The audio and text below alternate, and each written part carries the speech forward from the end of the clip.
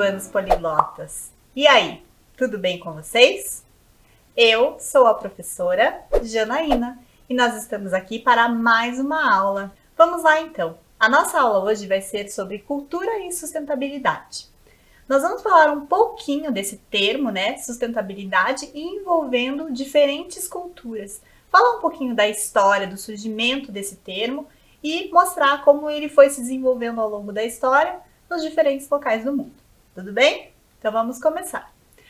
O termo sustentabilidade, ele vai derivar do latim sustentare, que significa sustentar, defender, favorecer, apoiar, conservar ou cuidar. Então, quer dizer que a sustentabilidade ela tem um pouco esse lado, essa ideia, né, de cuidado. Desde o início da década de 50, os impactos da industrialização sobre o meio ambiente já começavam a ser percebidos.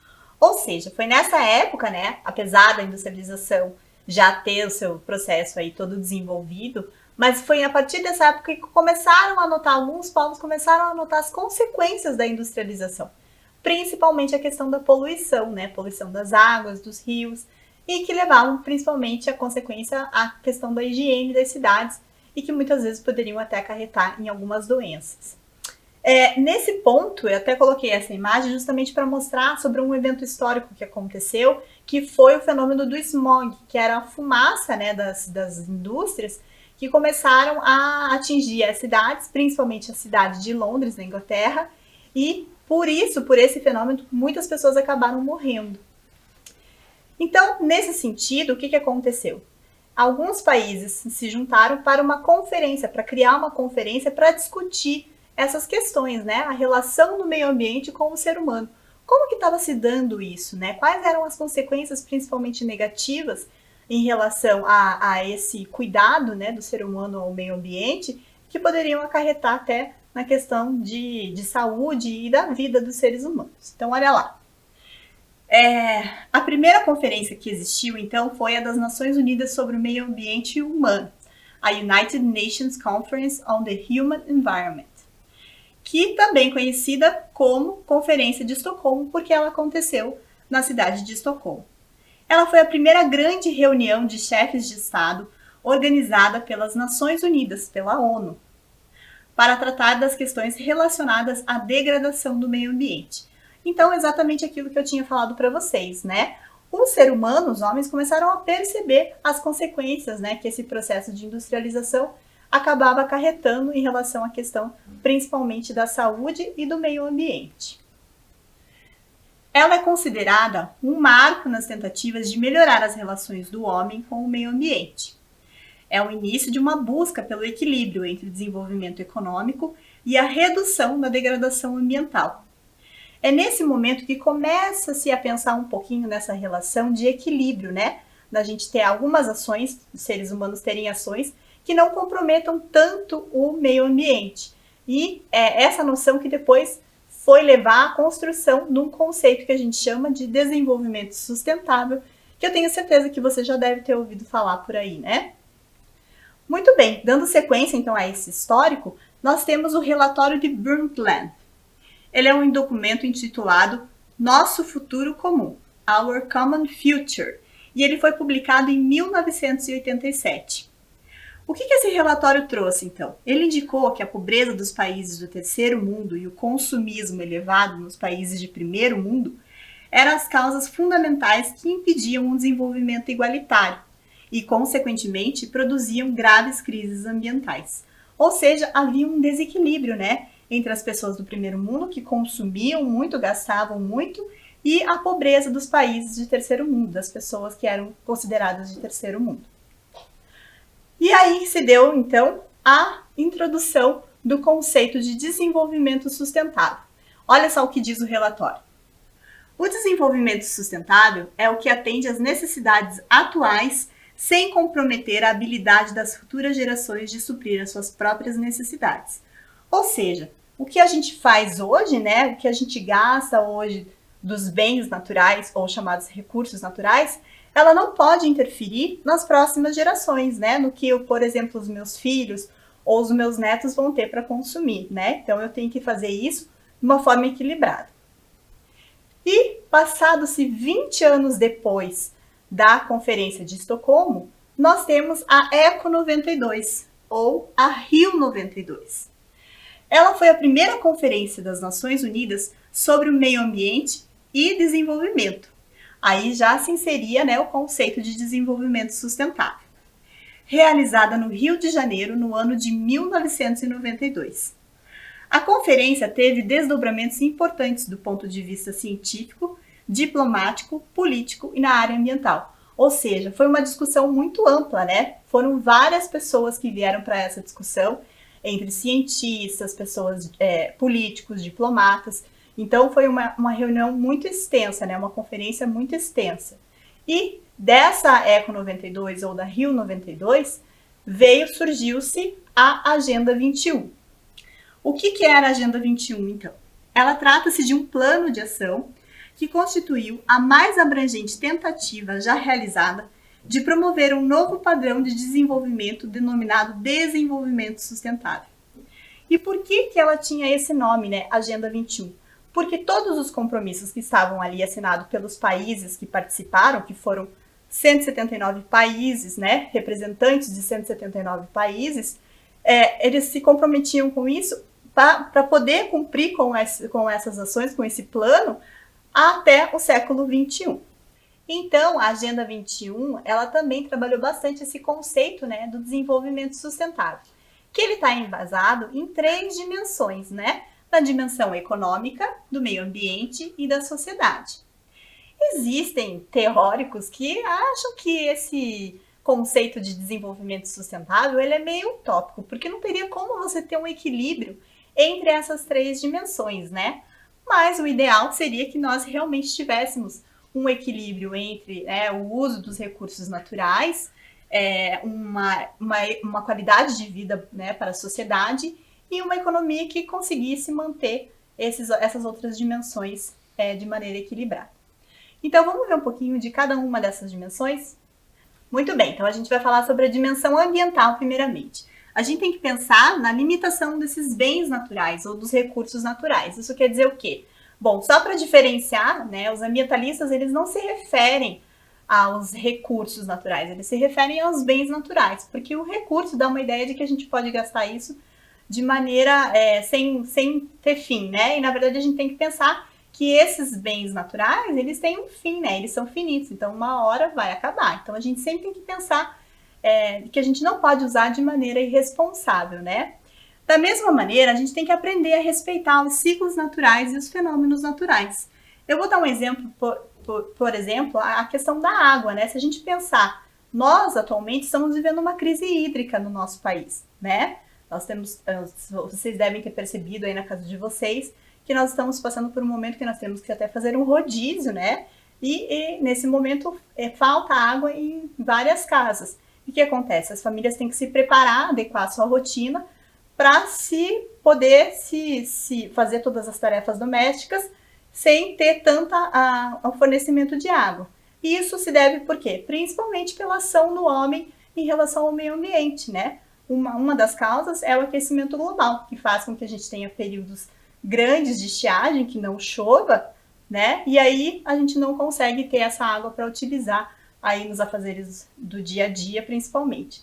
Então, se a gente aprender a respeitar esses ciclos da natureza, com certeza a nossa configuração aí seria muito diferente, né?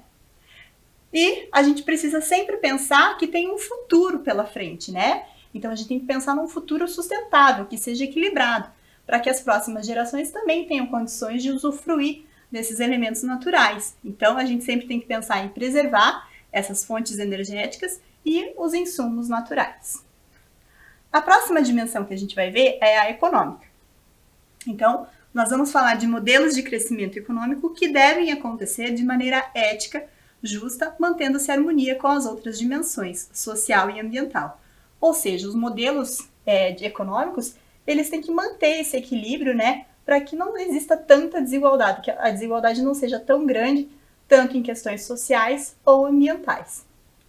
E para isso, existem algumas questões que foram colocadas e que estão sendo colocadas nos dias atuais. Uma delas é o Protocolo de Kyoto. Ele é, na verdade, um protocolo, um tratado internacional que foi assinado por vários países, entre eles o Brasil, e que vai falar sobre a redução das emissões de gases do efeito estufa. Além disso, existe também um projeto de crédito de carbono, que nada mais é que como um certificado que alguns países que fazem parte do protocolo de Kyoto assinam ou compram, né, para diminuir essa emissão de gases. Na verdade, se ela não atingir o limite das emissões de gases, de emissão de carbono, né, de gases, ela consegue comprar um certificado e depois ela consegue ter um crédito para vender isso daí depois no banco ou em bolsas de valores. Para a gente entender um pouquinho mais sobre isso, eu vou passar para vocês um vídeo que vai falar sobre exatamente o protocolo de Kyoto. Assistam comigo.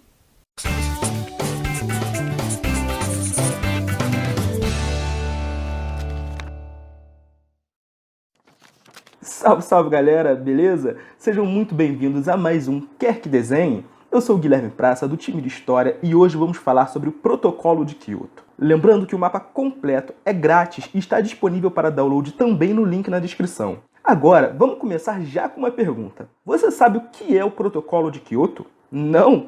Então vem comigo que eu te explico. O Protocolo de Kyoto é um acordo internacional fruto de muitos debates entre ambientalistas e chefes de Estado em diversas conferências no final do século XX. O protocolo foi finalmente criado em 1997, em Kyoto, e se tornou um acordo entre os países que assinaram o documento. As nações consideradas desenvolvidas se comprometiam a reduzir as suas taxas de emissão de gases de efeito estufa entre os anos de 2008 e 2012, em pelo menos 5,2% comparado aos níveis de 1990.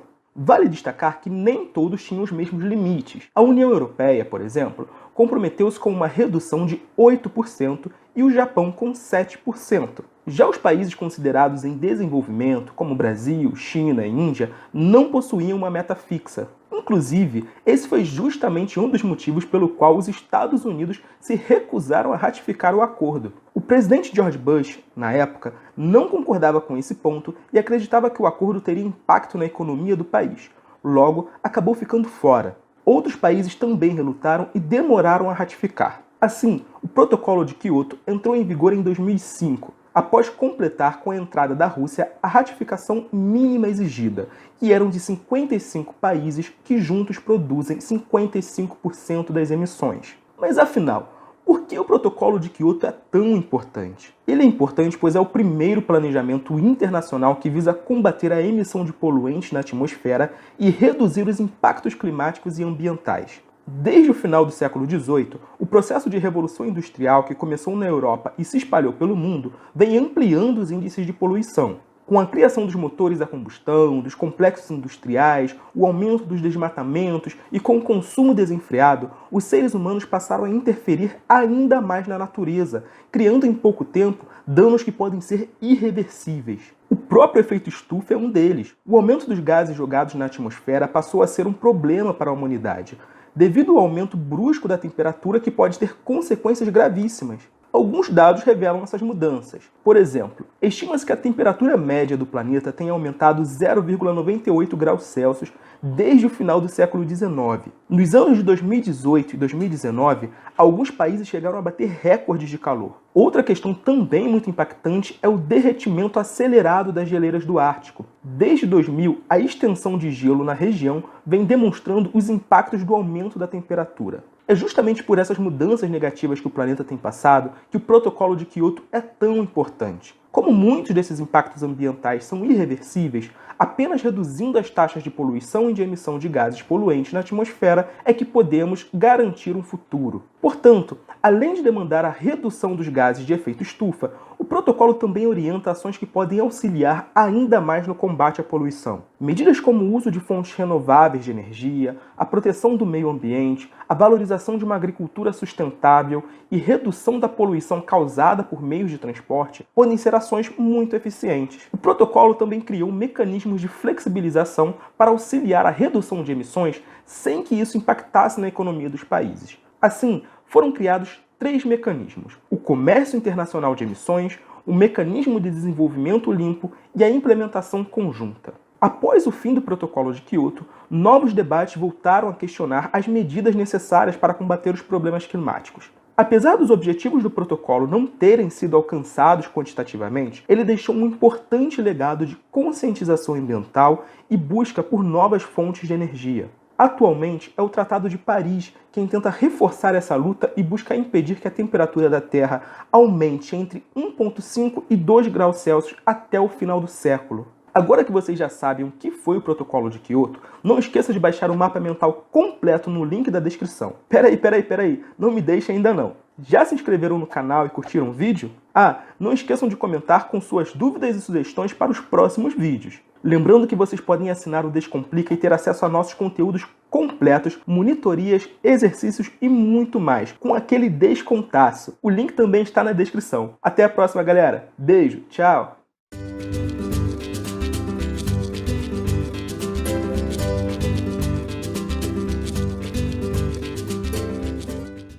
E aí, gostaram de saber um pouquinho mais sobre o Protocolo de Kyoto? Eu acho interessante a gente pensar nessas estratégias, né, que as grandes empresas utilizam justamente, apesar de ser uma ideia um pouco mais voltada para a questão econômica, né, para o lucro, visando o lucro, mas a gente também soluciona alguns problemas que são da emissão de gases, né? Muito bem, vamos para a próxima dimensão, que é a dimensão social. Então, na verdade, o que a dimensão social traz é justamente a gente ter atenção às necessidades básicas das pessoas, tem que sempre, principalmente os governos, têm que estar atentos a isso, a valorização das culturas locais, a melhoria do bem-estar atual e futuro e um aumento da qualidade de vida, né, para que a população sempre esteja em harmonia, principalmente com as questões econômicas e com o meio ambiente. Mas a gente tem também uma grande realidade, né, que é a população mundial, que vem crescendo a cada instante, a cada ano. A população mundial atual é composta por 7,7 bilhões de pessoas e continua crescendo anualmente, porém em ritmo lento, se comparado a períodos anteriores, mas mesmo assim continua crescendo. A população mundial não se encontra igualmente distribuída na superfície terrestre. E isso até por consequências geográficas, né? Existem lugares no planeta Terra que as pessoas não conseguem habitar.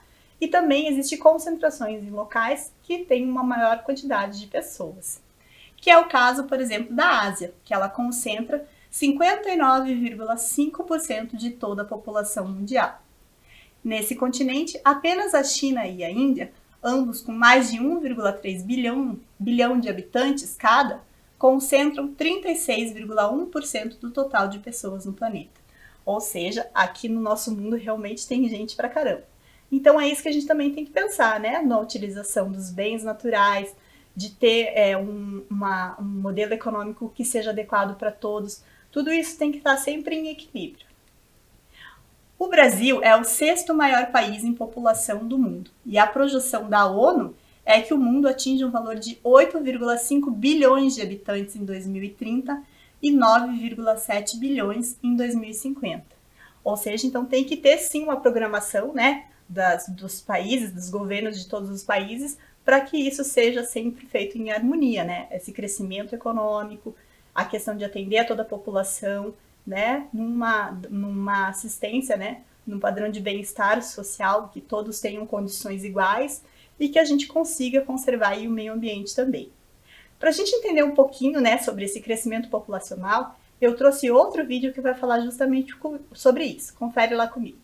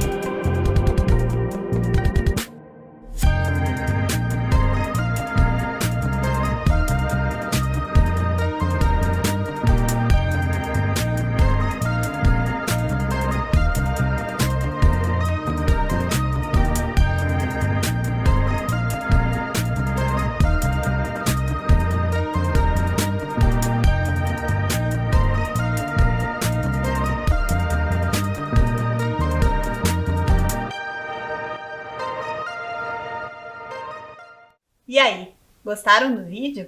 Ele traz uma perspectiva em relação ao ano de 2020 até 2100, para a gente pensar um pouquinho nesse crescimento populacional. Será que a gente vai ter espaço no planeta Terra? Será que a gente vai ter condições de atender todas essas pessoas? Isso é uma coisa para a gente pensar justamente para o nosso futuro, para ter um futuro sustentável.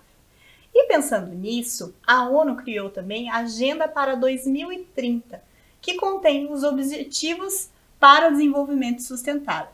Ele é composto por 17 objetivos que devem ser conquistados pelos países que assinaram o Tratado da ONU até 2030, É uma maneira desses grandes governos, atuarem de maneira colaborativa, atuando na forma de parceria, Até porque são 192 países que fazem parte da Organização das Nações Unidas. Então agora vamos assistir um outro videozinho que vai falar justamente sobre isso, Sobre esse plano da ONU e sobre os objetivos globais. Vamos assistir? Vamos imaginar que você esteja viajando pelo espaço e que agora você esteja olhando para uma vida inteligente. Você tem viajado bastante porque o espaço é bem grande. E agora você vê a Terra, uma pequena ilha no espaço, uma composição de água, pedra e solo, uma camada fina de ar para conseguirmos respirar. Existe mais vidas no espaço? Sim ou não, está em todos os lugares.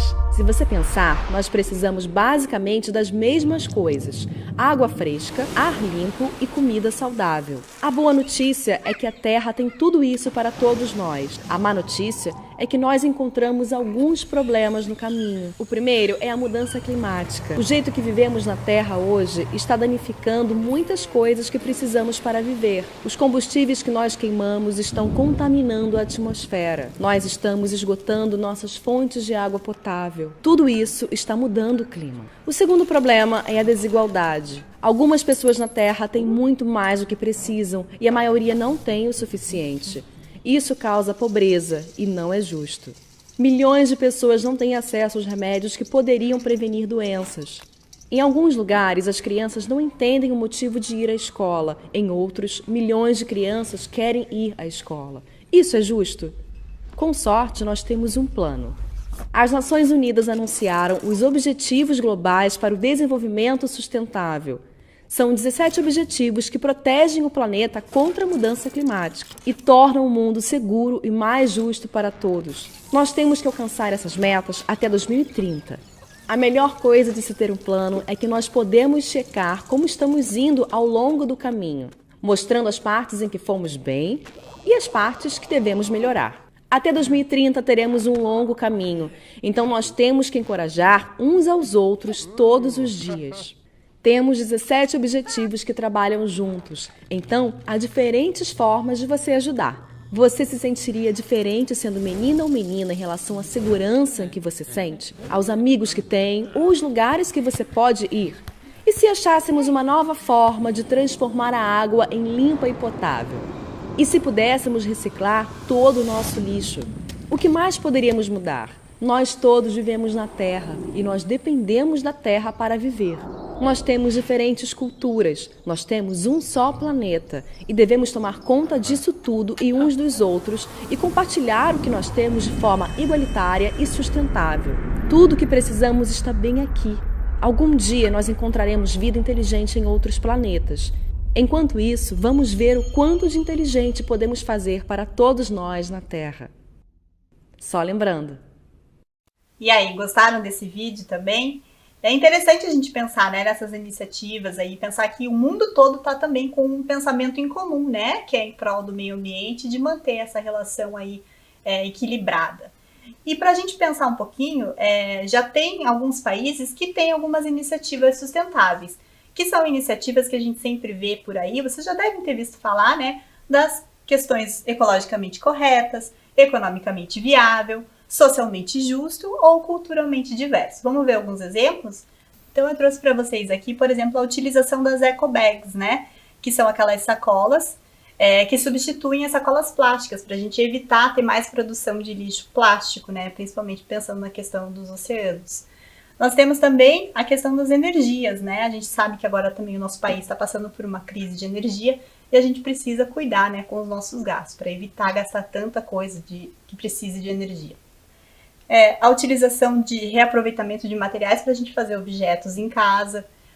Existem objetos também que são vendidos que já estão pensando, empresas que já estão pensando nessa questão de desenvolvimento sustentável e utilizando materiais recicláveis para fazer a produção, como é o caso desse tênis aqui que utiliza garrafas plásticas. A utilização também de cisternas, né, para fazer o reaproveitamento da água da chuva, para lavar calçados e também para molhar as plantas. Isso é muito importante. Existem alguns prédios, né, alguns condomínios que já fazem isso e colocam o seu anúncio. Vocês já viram esse reaproveitamento? Alguém aí faz o reaproveitamento da água da chuva? É uma maneira da gente economizar também a água do planeta, né? E pensar também em espaços colaborativos, como coworking, onde as pessoas podem trabalhar de maneira coletiva, certo? Muito bem, vamos passar para a nossa atividade, então? Então, a atividade é mais para a gente refletir um pouquinho, né? Eu trouxe, então, a obra do pintor René Magritte, que ele faz uma série, né, de pinturas sobre a condição humana. E nela ele traz uma janela que, na verdade, reflete como se fosse um quadro. Só que vocês percebam que não tem diferenciação, não tem ali, né, a margem que mostra exatamente aonde começa a pintura e aonde que começa a visão dele, da janela dele. Então é mais para a gente pensar um pouquinho em relação como é a janela, como é o mundo que eu enxergo, o que você enxerga aí da sua janela. Então é essa a questão que eu deixo aqui para vocês refletirem e pensarem um pouquinho, certo? Você aí da sua casa, você enxerga da sua janela o quê, né? Será que você consegue enxergar um ambiente tranquilo, ali como o René Magritte pintou, com vários elementos naturais ou não? E se você não gosta, ou se você gosta do que você enxerga da sua janela, o que será que você poderia mudar ali em relação à perspectiva que você enxerga? Certo?